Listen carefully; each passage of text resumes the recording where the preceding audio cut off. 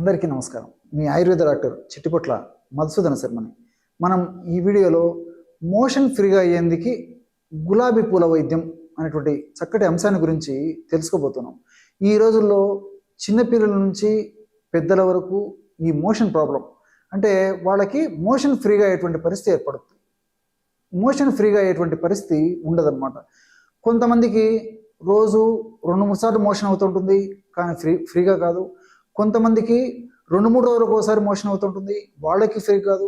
మరికొంతమందికి మోషన్ రోజు ఉదయం నుంచి రాత్రి లోపల ఏదో ఒకసారి అవుతుంటుంది, వాళ్ళకి మోషన్ ఫ్రీ కాదు. ఇంకొంతమంది ఉంటారు, వాళ్ళకి రోజు టయానికి మోషన్ అవుతుంది కానీ అయ్యేటువంటి మోషన్ను ఫ్రీగా రాదు. వీళ్ళందరూ కూడా ముక్కడం కానీ ప్రయత్నం చేయడం కానీ బలవంతంగా ఇతర ప్రక్రియలు అనుసరించడం వల్ల కానీ చేసి ఆ మోషన్ను బయటికి నెట్టేందుకు ప్రయత్నం చేస్తూ ఉంటారనమాట.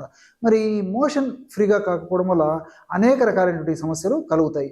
అంతేకాకుండా ఉన్నటువంటి సమస్యలు కూడా, అనారోగ్య సమస్యలు కూడా ఎక్కువయ్యేందుకు అవకాశం ఏర్పడుతూ ఉంటుంది. ఈ మోషన్ సరిగా ఫ్రీగా కాకపోవడం వల్ల మరి ఇలాగే ఈ యొక్క సమస్య కొనసాగుతుండడం వల్ల ఈ మలద్వారానికి సంబంధించినటువంటి అనేక రకాలైనటువంటి సమస్యలు అంటే ఫిషర్స్ రావచ్చు, అదేవిధంగా పైల్స్ రావచ్చు, ఫిస్టులా లాంటి సమస్యలు రావచ్చు, ఇదే విధంగా మరి ఈ యొక్క ప్రేవులకు సంబంధించినటువంటి సమస్యలు రావచ్చు, ఇతర అనేక రకాలైనటువంటి సమస్యలు కూడా రావచ్చు. అట్లే మరి ఈ వెయిట్ పెరిగేందుకు అవకాశం ఉంటూ ఉంటుంది. అదేవిధంగా హార్మోన్కి సంబంధించినటువంటి సమస్యలు వచ్చేటువంటి అవకాశం ఉంటూ ఉంటుంది. ఇతర నొప్పులకు సంబంధించినటువంటి కీళ్ళ నొప్పులు, మోకాళ్ళ నొప్పులు, భుజం నొప్పులు, అదేవిధంగా మెడ నొప్పులు, అదేవిధంగా నడుము నొప్పులు, ఇలాంటి సమస్యలు వచ్చేందుకు అవకాశం ఉంటూ ఉంటుంది. ఇలాంటి అనేక రకాలైనటువంటి సమస్యలు కూడా ఈ మోషన్ ఫ్రీగా కాకపోవడం వల్ల కలుగుతూ ఉంటాయి అన్నమాట. మరి ఈ మోషన్ ఫ్రీగా అయ్యేందుకు క్షేమదాయకమైనటువంటి ఔషధాన్ని వాడుకోవాలి. దీర్ఘకాలం పాటు వాడినప్పటికీ ఎలాంటి ఇబ్బంది లేనటువంటి ఔషధాన్ని వాడుకోవాలి. అందరూ వాడుకోదగ్గ సులభమైనటువంటి ఔషధాన్ని మనం సెలెక్ట్ చేసుకుని వాడుకోవడం వల్ల ఈ యొక్క సమస్యకి చాలా చక్కటి పరిష్కారం దొరుకుతుంది. మరి ఇంతకుముందే చెప్పుకున్నట్లు చిన్నపిల్లల నుంచి పెద్దల వరకు కూడా ఈ యొక్క సమస్య ఉండేటువంటి పరిస్థితి ఏర్పడుతుంటుంది. కాబట్టి మరి అందరూ వాడుకోదగ్గ క్షేమదాయకమైనటువంటి ఔషధాన్ని మనం ఈ వీడియోలో తెలుసుకోబోతున్నాం. మరి ఆ యొక్క ఔషధం ఎలా తయారు చేసుకోవాలంటే, గులాబీ రేఖల పొడి ఒక 25 గ్రాములు తీసుకోండి. గులాబీ రేఖలు తెలుసు కదా, మనకు సంవత్సరం అంతా కూడా మనకి మార్కెట్లో దొరుకుతాయి. ఈ గులాబీ రేఖలను తెచ్చుకొని శుభ్రం చేసేసి ఆ రేఖలను తొలగించేసేసి నీడలో బాగా ఆరబెట్టేసేయండి.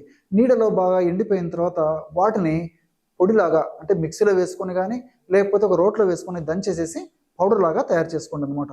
అలా కాని పక్షంలో మనకి ఆయుర్వేద ఔషధ విక్రయశాలలో, పచారీ కొట్లలో కూడా ప్రామాణిక కంపెనీ వాళ్ళు తయారు చేసేటువంటి రోజా పూల పౌడర్ కూడా దొరుకుతుంది. ఈ రోజా పూల పొడి అలాంటిది మీకు దొరికేట్లయితే అది తీసుకుని వాడుకుంటే సరిపోతుంది.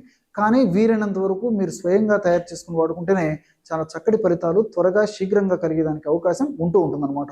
ఎందుకంటే ఈ రోజా పూల యొక్క గుణం ఏంటంటే, రోజా పూల యొక్క పొడిని మనం దీర్ఘకాలం పాటు అంటే చాలా కాలం పాటు నిల్వ ఉంచితే అందులో ఉన్నటువంటి ఔషధ గుణాలు తగ్గిపోయేటువంటి పరిస్థితి ఏర్పడుతుంది. కాబట్టి మరి ఆ పౌడర్ని మనం మార్కెట్లో తెచ్చుకున్నటువంటి పౌడరు ఎప్పుడో తయారు చేసిందైతే ఫలితాలు అంత ఆశాజనకంగా ఉండవు. కాబట్టి మరి విచారించి ఈ మధ్య కాలంలోనే తాజాగా తయారు చేసినటువంటి పౌడర్ దొరికేట్లయితే అది తెచ్చుకోండి. లేకపోయినట్లయితే మీకే మీరు తయారు చేసుకొని ఔషధంగా వాడుకోండి. ఈ రోజా పూల పొడి ఒక 25 గ్రాములు తీసుకోవాలి. అట్లే సునాముఖి ఆకు పొడి బాగా నిదానంగా రాసుకోండి. సునాముఖి ఆకు పొడి, ఈ సునాముఖి ఎండించినటువంటిది ఆకు మనకు మార్కెట్లో దొరుకుతుంది. మంచి కంపెనీ వాళ్ళు, స్టాండర్డ్ కంపెనీ వాళ్ళు తయారు చేసేటువంటి ఈ యొక్క పౌడర్ కూడా మనకు మార్కెట్లో దొరుకుతుంది. ఆకు కూడా మనం తెచ్చుకొని సులభంగా పౌడర్ లాగా తయారు చేసుకోవచ్చు అనమాట. చాలా త్వరగా మిక్సీలో పౌడర్ అయిపోతుంది. ఈ సునామికి పొడి ఒక 25 గ్రాములు తీసుకోండి. సైంధవ లవణం పొడి ఒక 10 గ్రాములు. సైంధవ లవణాన్ని రాక్ సాల్ట్ అనేటువంటి పేరుతో పిలుస్తారు. గడ్డల రూపంలో మనకు మార్కెట్లో దొరుకుతుంది. ఆడ గడ్డలు తెచ్చుకొని కూడా సులువుగా పౌడర్ తయారు చేసుకోవచ్చు. లేకపోతే పౌడరే మనం తెచ్చుకొని కూడా వాడుకోవచ్చు. ఈ యొక్క సైంధవ లవణం చూర్ణము ఒక 10 గ్రాములు తీసుకోండి. గులాబీ రేఖల చూర్ణం 25 గ్రాములు, సునామికి చూర్ణం 25 గ్రాములు, సైంధవ లవణం చూర్ణం 10 గ్రాములు. ఈ 3 పదార్థాలు అన్ని బాగా కలిపేసి ఒక గాజు సీసాలో నిల్వ ఉంచుకొని రోజు రాత్రిపూట ఒక్కసారి అంటే ఒక్క ప్రమాణం రోజు ఒక్కసారి మాత్రమే ఈ యొక్క ఔషధాన్ని వాడుకోవాలి. ఎలాగంటే 100 మిల్లీలీటర్ల నీళ్లలో వీలైతే గోరువెచ్చని నీళ్ళైతే మరీ మంచిది. లేని పక్షంలో మామూలు టెంపరేచర్ ఉన్నటువంటి నీళ్లు ఒక 100 మిల్లీలీటర్ల నీళ్లు తీసుకొని అందులో వయస్సు ఎక్కువగా ఉండి మనుషులు బాగా లావుగా ఉండి అదేవిధంగా వాళ్ళకు ఈ యొక్క మోషన్ ఫ్రీగా కాకపోవడం అనేటువంటి సమస్య ఎక్కువగా ఉండి, మలబద్ధక సమస్య ఎక్కువగా ఉండి, కాన్స్టిపేషన్ సమస్య ఎక్కువగా ఉన్నప్పుడు 5 గ్రాముల వరకు అంటే 1 టీ స్పూన్ వరకు వాడుకోవచ్చు. అంటే 1 టీ స్పూన్ పౌడర్ని 100 మిల్లీలీటర్ల నీళ్ళల్లో కలిపేసి రాత్రిపూట సేవించాలి. ఈ విధంగా సేవించినప్పుడు ఆ యొక్క ఔషధం తీసుకున్నటువంటి తక్షణమే అత్యంత శక్తివంతంగా ఔషధం జీర్ణ వ్యవస్థ మీద పనిచేసి ప్రేవుల కదలికలను సజావుగా చేసి మరుసటి రోజుకే దాని ప్రభావాన్ని చూపించేటువంటి పరిస్థితి కలుగుతుంది అనమాట. అంటే తీసుకున్నటువంటి రోజు అంటే ఆ రోజు రాత్రి మనం ఔషధాన్ని తీసుకున్నట్లయితే మరుసటి రోజే దాని యొక్క ప్రభావం చూపించి మోషన్ ఫ్రీగా కావడం మొదలవుతుంది అనమాట. ఈ యొక్క పద్ధతిలో సమస్య తీవ్రతను బట్టి, వ్యాధి యొక్క ఉధృతిని బట్టి, శరీర ప్రకృతిని బట్టి 5 గ్రాముల వరకు మ్యాక్సిమం వాడుకోవచ్చు. లేని పక్షంలో మరి చాలా మందిలో 100లో దాదాపు 70-80% మందిలో పెద్దల్లో కూడా 1/2 టీ స్పూన్ అయితే సరిపోతుంది అనమాట. 1/2 టీ స్పూన్ పౌడర్ని 100 మిల్లీలీటర్ల నీళ్ళలో కలిపేసి సేవిస్తూ ఉంటే సరిపోతుంది. అంటే 2.5 గ్రాము పౌడర్. మరి చిన్న పిల్లలు అంటే 5 సంవత్సరాలు 6 సంవత్సరాలు దాటినటువంటి పిల్లలు అయితే ఈ యొక్క ఔషధాన్ని 1 గ్రాము నుంచి మొదలు పెట్టేసేసి 1.5 గ్రాము 2 గ్రాములు ఇలాగా వాళ్ళ యొక్క వయస్సును బట్టి వారి యొక్క వ్యాధి యొక్క ఉధృతను బట్టి కాస్త ఔషధాన్ని పెంచుకుంటుంటే సరిపోతుంది. ఇలా వాడినప్పటికీ 2-3 సార్లు మోషన్ అయ్యేటువంటి పరిస్థితి ఏదైనా ఉంటే మరి తర్వాత నుంచి ఆ యొక్క ప్రమాణాన్ని కూడా తగ్గించి వాడితే సరిపోతుంది అనమాట.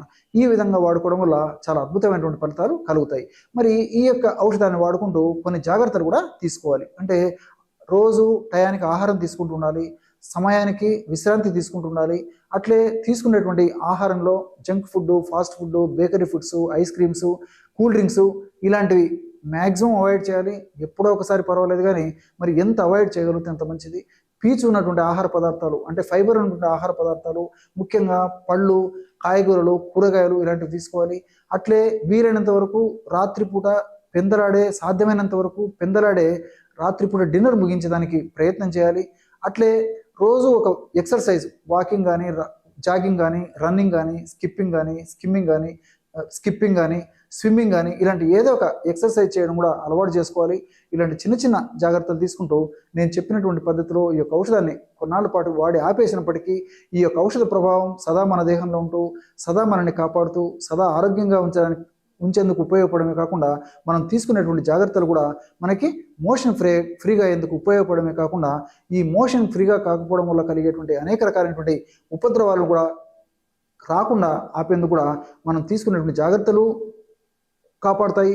అదేవిధంగా ఈ యొక్క ఔషధం కూడా చాలా చక్కగా ఉపకరిస్తుంది. చూశారు కదా ఎటువంటి సులువైనటువంటి ఔషధ యోగాన్ని మోషన్ ఫ్రీగా అయ్యేందుకు ఈ గులాబీ పూల రేఖలతో తయారు చేసుకుని వాడుకొని సద్వినియోగం పొందవచ్చో ఈ వీడియోలో తెలుసుకున్నారు కదా. మరొక వీడియోలో మరొక అంశంతో మళ్ళీ కలుద్దాం. అంతవరకు నమస్కారం. మీ చిట్టిపొట్ల.